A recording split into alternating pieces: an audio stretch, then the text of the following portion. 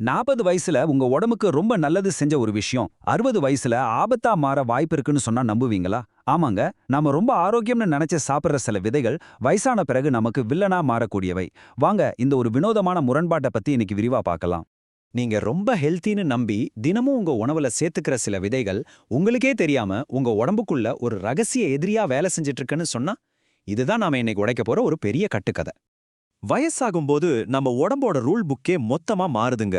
குறிப்பா உணவுகளை, அதுலயும் இந்த மாதிரி விதைகளை நம்ம உடம்பு ஜீரணிக்கிற விதமே தலைகீழா மாறிடும். ஒரு காலத்துல நண்பனா இருந்த ஒரு விஷயம் இப்போ ஏன் வில்லனா மாறுதுன்னு நாம புரிஞ்சுக்க வேண்டிய நேரம் இது.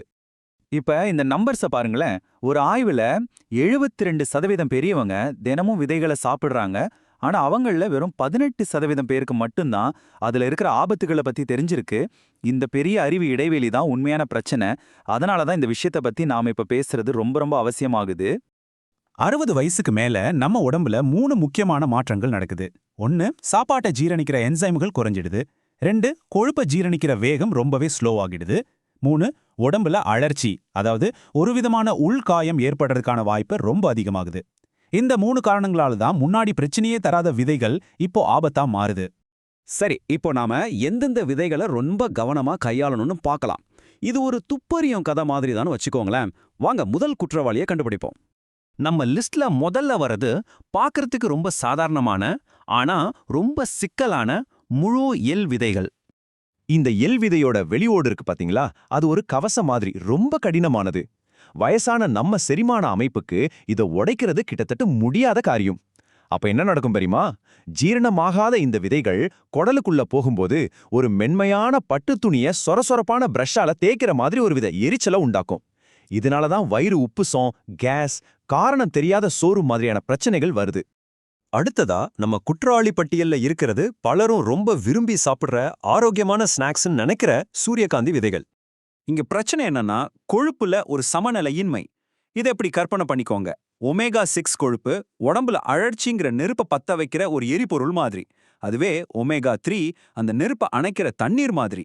சூரியகாந்தி விதையில எரிபொருள் ரொம்ப அதிகமா இருக்கு, ஆனா அதை அணைக்கிற தண்ணீர் ரொம்ப ரொம்ப கம்மியா இருக்கு. இந்த பேலன்ஸ் இல்லாதது தான் பல பேரோட மூட்டு வலிக்கு ஒரு முக்கியமான மறைமுக காரணம். 3வதா பூசணி விதைகள்.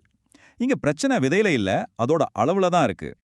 ரொம்ப அதிகமா பூசணி விதைகளை சாப்பிடும்போது அதுல இருக்கிற மக்னீசியம், பாஸ்பரஸ் போன்ற தாதுக்களை வடிகட்ட வயசான நம்ம சிறுநீரகங்கள் ரொம்பவே கஷ்டப்படும். அது மட்டும் இல்லாம வயிறு காலியாகிறதையும் மெதுவாக்கி நாள் முழுக்க ஒருவித மந்தத்தன்மையை உருவாக்கும். அதனால எப்பவாச்சும் ஒரு கைப்பிடி சாப்பிடுறதுல தப்பில்ல, ஆனா தினமும் சாப்பிடுற பழக்கமா இதை வச்சுக்க வேண்டாம். கடைசியா ஒரு சூப்பர் ஃபுட்னு எல்லாரும் கொண்டாடுற ஒரு விதை. ஆனா அதுக்குள்ளதான் ஒரு பெரிய சிக்கல் ஒளிஞ்சிருக்கு. அது முழு ஆளி விதை. இங்க தான் கதையில ஒரு முக்கியமான ட்விஸ்ட். முழு ஆளி விதைங்கிறது பூட்டி சங்கிலியால சுற்றப்பட்ட ஒரு புதையல் பெட்டி மாதிரி. அதுக்குள்ள இருக்கிற சத்துக்கள் நமக்கு ஒருபோதும் கிடைக்காது. இதுல மோசமான விஷயம் என்னன்னா, அது குடல்ல புளிச்சு போய் நாம் எடுத்துக்கிற முக்கியமான மருந்துகளோட செயல்பாட்டையும் தடுத்துடும். ஆனா அதே விதையை நீங்க அரைச்சிட்டீங்கன்னா அந்த புதையல் பெட்டி திறந்துடும். அதுல இருக்கிற ஒமேகா 3 போன்ற புதையல் நமக்கு முழுசா கிடைக்கும். இது மட்டும்தான் சரியான முறை. சரி, நாம பிரச்சனைகளை எல்லாம் பார்த்துட்டோம். இப்போ தீர்வுக்கு வருவோம். இனி நாம பார்க்க போற விதைகள் உங்களை பாதுகாத்து உங்க உடலுக்கு வலு சேர்க்கும். இத உங்களுக்கான ஒரு புதிய ஆரோக்கிய டூல்கிட்னு சொல்லலாம். முதல்ல சமீப காலமா ரொம்ப பிரபலமான சியா விதைகள். ஆனா இதுல இருக்கிற முழு நன்மையும் நீங்க அடையணும்னா ஒரு முக்கியமான கண்டிஷன் இருக்கு. அது எப்படி தயார் பண்றோங்கிறது தான் அது. இந்த வழிமுறை ரொம்ப சுலபம், ஆனா ரொம்ப சக்தி வாய்ந்தது. ஒரு ஸ்பூன் சியா விதைய தண்ணில ஊற வைங்க. கொஞ்ச நேரத்துல அது ஒரு ஜெல் மாதிரி மாறும். இந்த ஜெல் வடிவத்துல சாப்பிடும்போது தான் அது குடலுக்கு ஒரு பாதுகாப்பு கவசம் மாதிரி செயல்பட்டு ரத்த சர்க்கரையை கட்டுப்படுத்துது, இதய ஆரோக்கியத்துக்கும் பெரிய அளவுல உதவுது. நாம முன்னாடி பார்த்த அந்த ஹீரோ மறுபடியும் வரார். ஆனா இப்போ சரியான சக்தி வாய்ந்த வடிவத்துல. அதுதான் அரைத்த ஆளி விதை. அரைச்ச ஆளி விதை நம்ம இதயம் மற்றும் இரத்த நாளங்களோட நெகிழ்வுத்தன்மையை அதிகரிக்குது, இரத்த ஓட்டத்தை சீராக்குது. ஆனா இங்க ஒரு முக்கியமான ரூல் இருக்கு, அதை மறக்கவே மறக்காதீங்க. அதை அப்பப்போ ஃப்ரெஷ்ஷா அரைச்சு பயன்படுத்தணும், அல்லது சரியா அரைக்கப்பட்டு நல்லா பேக் செய்யப்பட்டதா வாங்கணும். இல்லைனா அதோட முழு பலனும் நமக்கு கிடைக்காது. அடுத்தது, வயசானவங்களுக்கு தசை வலிமை குறையிறது ஒரு பெரிய பிரச்சனை. அந்த தசை வலிமையை பாதுகாக்க தேவையான ஒரு அற்புதமான புரோட்டீன் சோர்ஸ் சணல் விதைகள். இது ஏன் அவ்வளோ சிறந்ததுன்னா 3 காரணங்கள் இருக்கு. 1, இதுல தசைக்கு தேவையான எல்லா அமினோ அமிலங்களும் இருக்கு. 2 இதோட ஒமேகா விகிதம் உடம்புல அழற்சிக்கு எதிரா வேலை செய்யுது. 3வதா ஒரு முக்கியமான விஷயம், இதோட ஓடு ரொம்ப மென்மையானது. அதனால இத மத்த விதைகள் மாதிரி ஊற வைக்காமலேயே நம்ம உடம்பால சுலபமா ஜீரணிக்க முடியும். கடைசியா ஒரு சக்தி வாய்ந்த பாதுகாவலர் கருஞ்சீரகம். இதுக்குள்ள தைமோகுவினோன்னு ஒரு சக்தி வாய்ந்த பொருள் இருக்கு.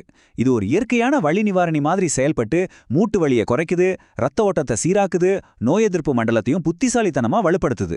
தினமும் ஒரு 1/2 டீஸ்பூன் விதைகளை லேசா நசுக்கி சாப்பிடுறது ஒரு அற்புதமான ஆரோக்கிய பழக்கம்.